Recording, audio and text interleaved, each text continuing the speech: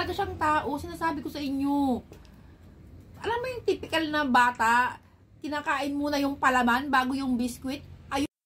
Sa mga ayaw maniwala guys, na mahilig si Happy sa mayo na to, eto guys, yung KUP. O, diba? Be, gustong gusto niya to. Sinasabi ko sa inyo.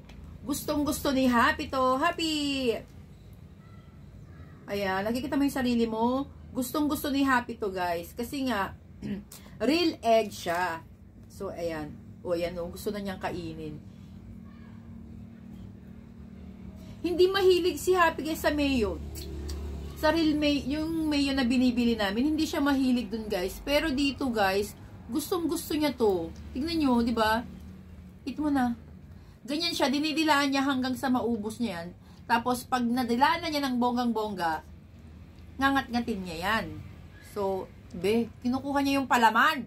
Anak, wag naman puro palaman. Paano mo manananam yung, para mo pumunta sa ilong.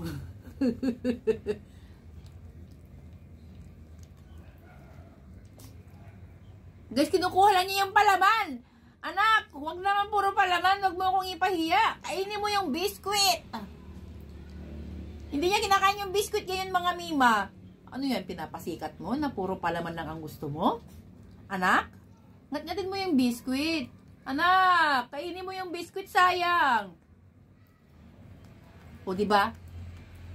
Diba? Kinain niya lahat. Wala nang palaman mga mima. Ayaw na niya. Anak, kainin mo yan. Sayang. So, ayan guys. Ilalagay ko to sa yellow basket. Ilalagay ko sa yellow basket to guys. Baka yung mga pet nyo gusto rin neto.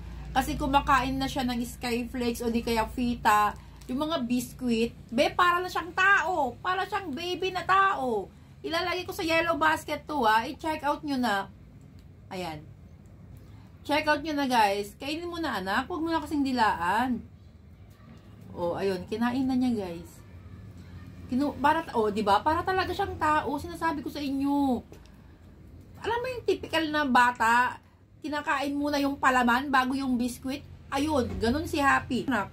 Ganun si Happy. Kinakain muna yung palaman bago ang tinapay. Diba? Parang bata lang siya.